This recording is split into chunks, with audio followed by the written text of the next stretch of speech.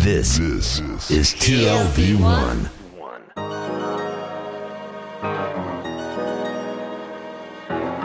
The Tel Aviv Review with Gilad Halpern. Hello and welcome to the Tel Aviv Review, a program dedicated to the word, to the thought and to debate. Brought to you by the Leer Jerusalem Institute, which promotes humanistic, democratic and liberal values in the social discourse in Israel. I am Gilad Halpern. And I am Dalia Shenlin. I'm your new co-host together with Gilad, and we'll be talking every week about fascinating literature and research that's caught our attention. Our guests today are the co-authors of a new book entitled Oriental Neighbors, Middle Eastern Jews and Arabs in Mandatory Palestine, recently published in English by Brandeis University Press. The book focuses on Sephardi or Middle Eastern Jews in pre-state Israel and explores their role in shaping Zionist-Arab relations during that tumultuous period. The co-authors are Dr. Abigail Jacobson, a historian of the Middle East and academic director of the Mediterranean Neighbors Unit at the Leer Jerusalem Institute, and Dr. Moshe Naor of the Department of Israel Studies at University of Haifa. Hello, thank you for being here. Thank you. Okay. So your book examines Middle Eastern Jews and Sephardi Jews. You have two terminologies. Maybe you'll explain that. And you look at them as mediators on various levels between the emerging Jewish entity of the Yishuv period and the Arab or Muslim Middle East. On the other hand, you also point out that in some ways the mission actually failed, this mediation mission. Can you explain what you mean by mediators? And then also if you could explain what you mean by how it failed. Okay, so we start by focusing that the Mandate period started as a transitional period from the late Ottoman period. And here we speak about changing the status of what we call a Sephardi community, but as we also use in the book the term Oriental Jews. And here we must mention that during the Mandate there were three categories regarding the community that we discuss in these books, and these are the Sephardi, Ladino speakers, Middle Eastern Jews, the Arabic speakers, background of Middle Eastern countries, and the Yemenite Jews. Now, when we speak about the role of these three categories, and of course it's a heterogenic community in the terms of mediation, in our book we try to discuss several aspects of mediation that are related to the transitional period from an Ottoman rule to a British mandate. Now, one of our main arguments is that there was a change of social structure, political structure. And this group of three categories that we just mentioned, that we call them Oriental Jews, found themselves in a new situation in the mandate. So their role as mediator, and we're going to explain it probably later, was affected by their new status under the Zionist movement in the mandatory period, but also based on their background, on their hybrid identity, on their history as people that lived in the region, living in the land, about their identities, and this is connected to their... Would you say that the new status was the result of the advent of Zionism and the actual establishment of Zionism as a Jewish political force in Palestine, or was it really more to do with the imperial shift? In many ways, it had to do with the imperial shift because during Ottoman times, the population we're talking about, many of them were Ottoman citizens and were the representatives of the Jewish millet, of the Jewish community in Palestine, which meant that they had some sort of political power or at least a position of representation vis-a-vis the Ottoman authorities. When the shift happened from the Ottoman Empire to the British Mandate during this transition period, this population all of a sudden lost its position of power and had to find, and this is one of in a way, the argument that we're starting with, that the book starts with, had to find a new project in a way, a new project that would create a new position, a new political position for it and for this group of people. And one of these kind of new political projects was this position of mediation, of mediators between the hegemonic Zionist movement, which of course, was around for many years, back in the Ottoman period as well, but with the transition to the British Mandate, started having, much more power. Evolving in terms of its structure and its national direction. Exactly, and also the number of Sephardi Jews have decreased, of course, as a result of the immigration of mainly... You mean the proportion? The proportion in the population, exactly. So as Moshe said, in the book we're using this term mediation or mediators in a very, very critical way. we're not looking at it naively. We're not looking at it in some kind of a nostalgic way of, singing the Kumbaya together, right? Obviously, we're looking at it in a very, very critical way and examining it in different spheres. Mm-hmm. Before we get to that, I would still like to spend a bit more time on the, say, internal divisions within the newly found Jewish community in Palestine under the British mandate. The Zionist movement was perceived as predominantly Ashkenazi, which I think it was, objectively so. How did these Oriental Jews position themselves vis-a-vis the Zionists who came from Eastern Europe and established all those Zionist institutions in Palestine and entertained a close relationship with the British authorities? What was their role in this scheme of affairs? Okay, first we have to remember that when we speak about the Oriental Jews, it's a population that was about 40% in the beginning of the mandate. And in the end of the mandate, it was about 22% of the Jewish population of the Yishuv, the Jewish community in Palestine. These numbers are important because it's also led to the question of historiography. The question why this group, this community, was neglected in research. Why when we teach and learn and study about the history of the Jewish community in Palestine, about the history of the Zionist movement, this group, the Oriental Jews, were neglected in research. And this is part of the answer to the question that you ask. What was the role in the Yishuv? What was the role in the Zionist movement? And here we have to remember another concept that we use in our book, and this is Oriental Zionism, Tzionut Mizrachit. And the term that the Oriental Jews, Yudei Mizrach, the Jews of Middle Eastern countries, saw themselves and perceived themselves as practical Zionists. We can find again and again their argument that they lived in the land of Israel, in Zion, in the area, in the Middle East, long before the beginning of the Zionist movement, long before Herzl. And their argument that was also part of their defensive approach, part of blames that they are not Zionists, that they are Zionists before Zionism. And then they divided between political Zionism to a practical Zionism. I mean, I think this is a very interesting question, the sort of historiographic role that this book could play, because what you're actually arguing is that up until now, most of the historiography about Zionism is about either Jews or the Middle East or the conflict between them. And you're saying that your book, in a way, shows a totally different historiography where there are Jews who are Zionists who are part of an more integrated relationship between Jews and the Arab or Muslim Middle East.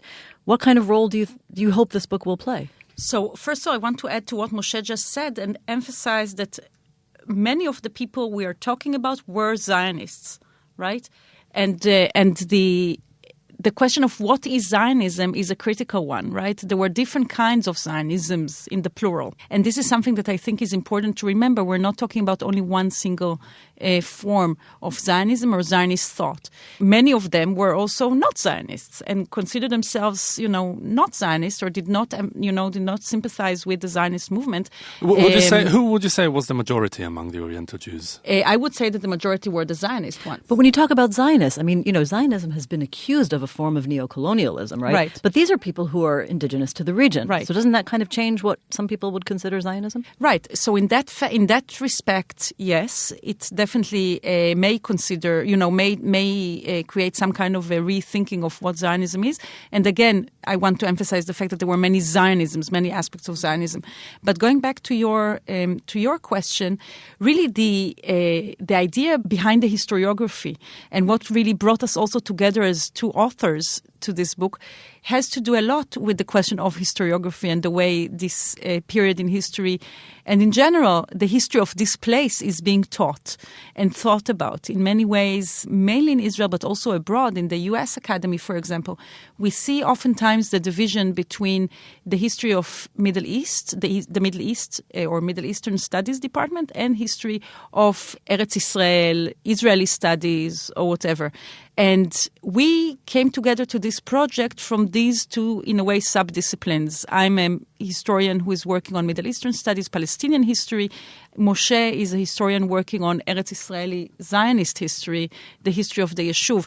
And so we came to it together also out of, in a way, an attempt to try and create in a way two bridges, right? A double bridge. A bridge between historiographies and between disciplines or sub-disciplines, and also, of course, and this is part of the argument of the book, a bridge between this area, right, this mixed region, Palestine, Eretz Israel, and the environment and the region around it, the Middle East as a whole, the Arab lands, etc. Mm-hmm.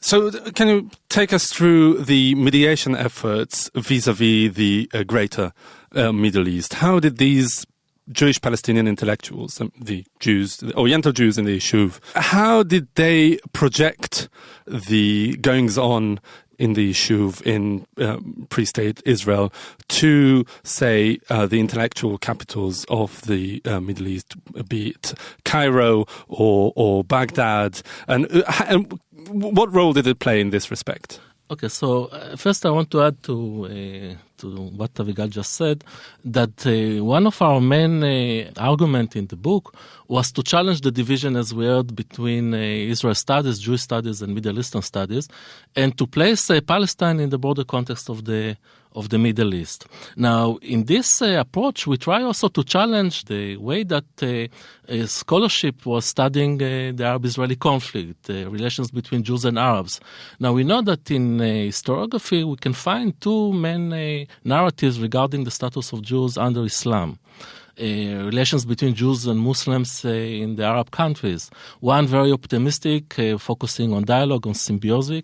The other less optimistic, focusing on riots, on the Farud, on the inferior status of the Jews under Islam as dhimmis. And what we try to understand, what was the status of Jews and relations between Jews and Arabs in Mandatory Palestine? Can we speak about these narratives that are usually discussed in Arab countries also to this situation in Mandatory Palestine? And here we can say that our approach, and before we mentioned the subject of colonialism, Orientalism, for this group, the Oriental Jews, for them, they saw themselves as Bnei HaMizrach, natives of the Orient. They saw themselves Bnei Haaretz, natives of the land. And Abigail and I, in our book, focusing a lot on this kind of concept, definition of natives of the land, Bnei Haaretz, and also natives of the Orient. And here it's part of a community that cross borders. That wasn't only part of the geography of Mandatory Palestine. So that makes me wonder why they weren't more hostile towards Zionism, as the broader Middle East was at the time. Here we can ask about the meaning of the development of Arab nationalism, Jewish nationalism, and the way that Jews in Arab countries define themselves as Zionist or non-Zionist, and what happened to their brothers, families, and other Jewish communities that immigrate to Palestine about their connection to Zionism, and they believe in the connection between the Zionist, between Zionism and the Jewish national movement and Arab national movement. And here we know what happened in the history of the region. Right. And as you point out in the book, that the Jews of Palestine who were Arab or Middle Eastern were quite aware of the impact Zionism was having on their communities in other countries in the Middle East. The question of the language actually is crucial here in many ways, and we see this as a general evolvement or as a development going back to the late Ottoman period, right? When there were different debates in the press, in the Jewish press, about the importance of learning Arabic. Why is it important to learn Arabic? Why is it important to know what is written about the Zionist movement and about the Jewish Yishuv in the Arab press, etc. The same developments continued over this period of time, and one of the chapters of the book, the third chapter, deals and focuses specifically on the question of the language as mediatory tool in a way. And the fact that those people that we're talking about, by the way, not all of them were Sephardi or Mizrahi, as we call them today. Some were also Ashkenazi or mixed, okay? People like David Yelin, for example, okay? Or people like Rivlin, the father of today's Israeli president. So the fact that those people could speak Arabic, could read Arabic, felt very, very much embedded and connected to the environment, to the Arabic-speaking environment, to the culture, to the literature, grew up in this environment. That made them, in their minds, very, fit, in a way, to this role as mediators and as connectors, bridges, going in between the Arab community, the Arab national movement, and the also Zionist in the mind movement. of the Zionist Ashkenazi leaders. Did they see them as troops, as it were, being able to be sent on a mission? Partly so and partly not. It really depends when, and it really depends how. We have all kinds of evidence showing that they were pushed aside and we know that, right, throughout the course of the history of Israel. Obviously, they were pushed aside. They didn't get important roles, right, as mediators. But again, they were trying to, in a way, push themselves back into the scene. Into the political scene as such, saying we are the ones who understand the Arabs. And it's important also to mention that we're not talking here, as Moshe mentioned earlier, we're not talking here about one hegemonic group that had the same political agenda all throughout. We're talking about people who come from diverse backgrounds with diverse, in a way, imaginations. We see people who are active in the revisionist movement. We see people who are active in Brit Shalom and Kedma Mizrach, a very, very, in a way, liberal, in today's terms, liberal left-wing movement, right? But this notion of we have a different vision and a different understanding of the very, very intense relations between Jews and Arabs in this country, and the fact that we're talking here about two national movements, this is something that united them together. But this raises a very interesting point that I think you make pretty clearly in the book, which is that there are actually two different kinds of mediating roles. One mediating role is bringing the two cultures together and furthering understanding and possibly coexistence.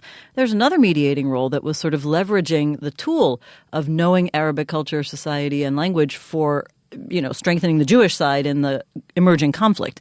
Can you talk about the difference between those roles? Yeah, so here it's related also to two different hybrid identities and hybrid realities, and we're going to explain in a moment. But I want to add also to what Abigail just said, that the leadership of the Sephardi and the Oriental Jewish community in Palestine perceived themselves as one that was excluded from the Zionist movement. Right. And this is why I'm wondering if they needed that extra role in terms of serving the conflict to sort of push their way back in. Exactly. So this was part of a political struggle. They tried to place themselves in the political, in the social structure of the Yishuv. And for members of this leadership, of this elite, some, as Abigail said, were related to the left, and other to the political wing of the Yishuv. For both sides, for them, they saw themselves, their historical mission, as mediators. The one that can bridge and connect between Jews and Arabs, and the one that can lead the negotiation between the between Zionism and the Arab national movement. Now, their argument was that they were excluded, that you don't find their way and their leadership and their vision, and also they call it as historical vision, historical mission, the one that are qualified for mediate between Jews and Arabs, and their argument that they were excluded.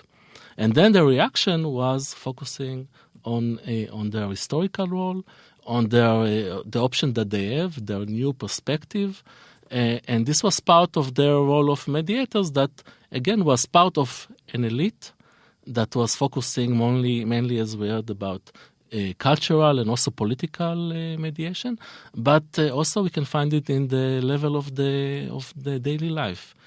What we call in the book the Oriental Ghetto, mainly it's periphery and mixed neighborhood, that here you can find a different hybrid identity. And in both cases, in the elite and also in the daily life, you can find their status as mediators, as we argue in the book. Mm-hmm, mm-hmm.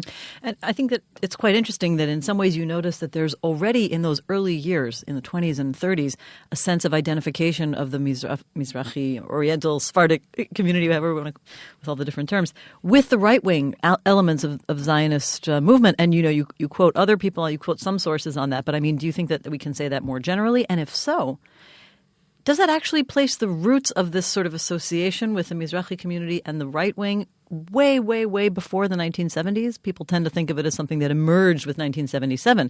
But you're maybe saying that the historic roots of that association go way further back. Absolutely, I would say. And that connects me actually to the previous question that you asked, Dalia, about this mission or this role of mediators played out in the security realm. And what we show in the book is that actually those people who lived in the Oriental ghettos and in the periphery, in the peripheral neighborhoods, the mixed neighborhoods, in the mixed cities, places like Manshia and Kerem HaTeimanim, the Yemenite neighborhood in Tel Aviv, or Harat El Yehud in Haifa and other places, those people lived side by side with Arabs, but what united them together was the fact that they were all of a low socioeconomic status. And so what we see there is that they are, in a way, a mixed reality of life together that combines both realities of conflict and hostility with realities of, everyday neighborly relationship.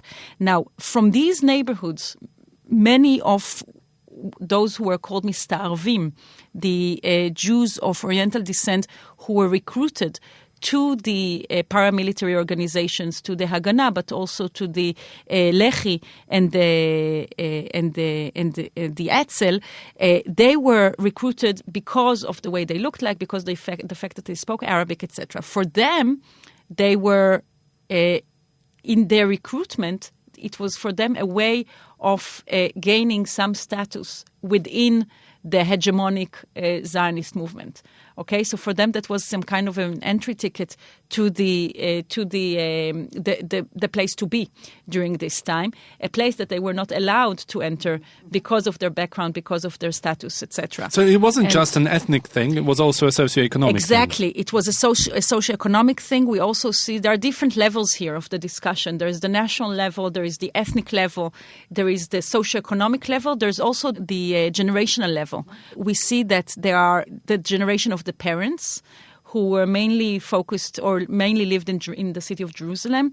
These were people who grew up and raised up and got their education back in the Ottoman times with this with this Ottoman mentality in a way in their backgrounds and in the back of their minds. What was that Ottoman mentality? What do you mean by that? The Ottoman mentality, I also talk about it as the Ottoman umbrella, right? The Ottoman umbrella of identity, that the idea that the empire in a way combined in it different forms of identities and different forms of national and ethnic groups under this idea of being an Ottoman. Almost what we might call civic nationalism today. Right, exactly. An Ottoman citizen, and a lot has been written on that.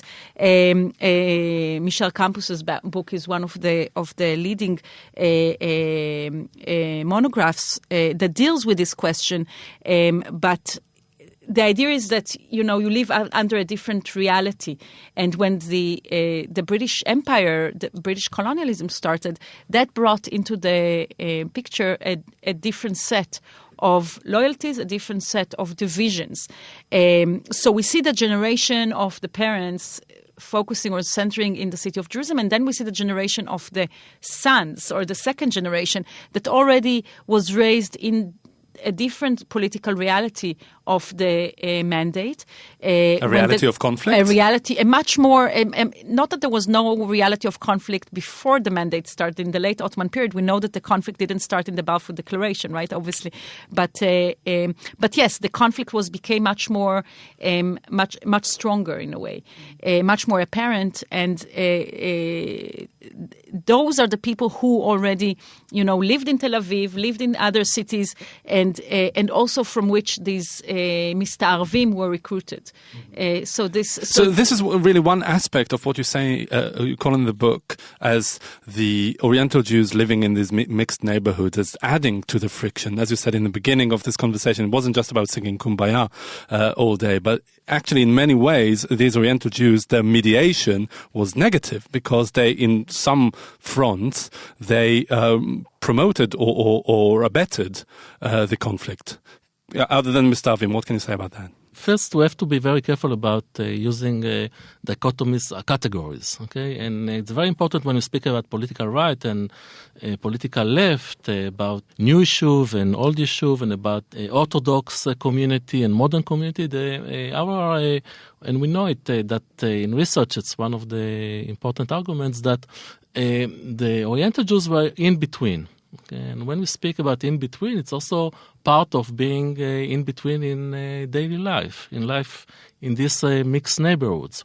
And most of the Oriental Jews lived in the mixed cities and mixed neighborhood, in neighborhoods that were called borderline neighborhoods. And here it's a very important aspect that we have to remember. And in these areas, in these neighborhoods, we can find in one hand aspects of expression of coexistence, in the other hand, expression of conflict.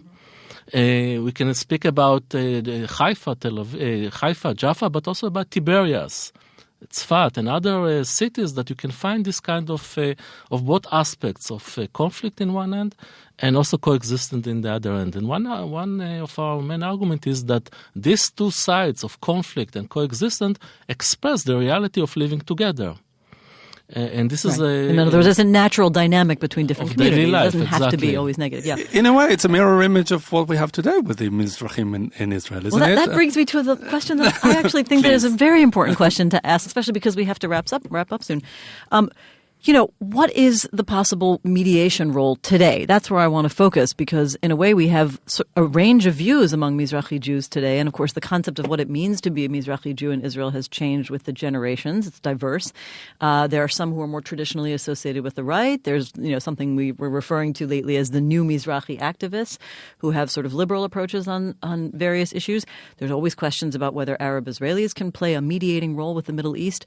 Can you try to sort of extract from your book historically, and look at the possible mediating role that is either being played today by Mizrahi Jews or could be played? So here we started the research and writing the book almost a little bit early before the outbreak of the Arab Spring, but mainly we started it in the beginning of the Arab Spring. And we cannot disconnect it, because the idea of Israel as part of the Middle East, the role of the Israeli the state of Israel and Zionism in the Middle East, but also the meaning of Israel as between East and West. What is the identity of Israel in terms of social and cultural identity? These are questions that we can find that were discussed already in the mandate period and, of course, after 48. And also we can find it among a young generation of Mizrahim today. It's part of a discourse that we can see is very strong, emphasized in the last years, but it's not a new phenomenon.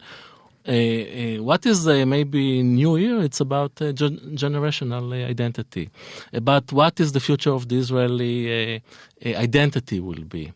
And about the role of Mizrahim as mediators, I would say that it's mainly about, today, it's less about political, it's more about the identity of Israel.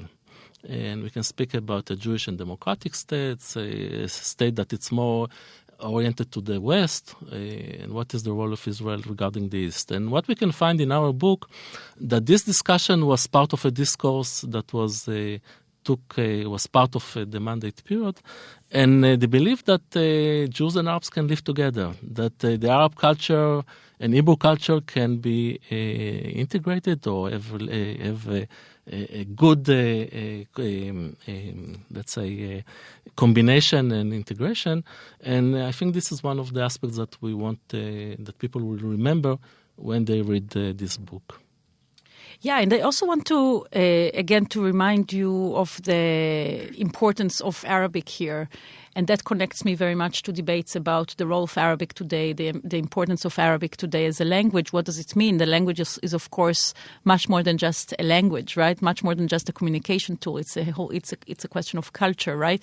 And I think that in the book too, we look at at the language at this way as well, and that connects me also to the debates that are taking place today about the role of Arabic, the place of Arabic in the Israeli public sphere, and also, in a way, I think that the book maybe invites a further conversation about the place of Mizrahim historically and in today's realities. As Moshe said, there is a new generation of activists, of political activists, but also of cultural activists who are trying to look back at the important role that Mizrahim, or as some of them would call themselves, Arab Jews today, have in the evolving Middle East and the changes that are taking place in the region. And this is something I think that the book hints to at the end mainly. Mm-hmm. But yes, the book itself opens, I think, a wide range of questions. It's an invitation for a longer conversation, of course, and it's not the end of this conversation. Or maybe your next book. Maybe our next book. Or the launch of the Arabic version of it. Who knows? All right. Dr. Abigail Jacobson and Dr. Moshe Naor, the co-authors of the new book, Oriental Neighbors, Middle Eastern Jews and Arabs in Mandatory Palestine. Thank you very much for coming in today. Thank you for having us.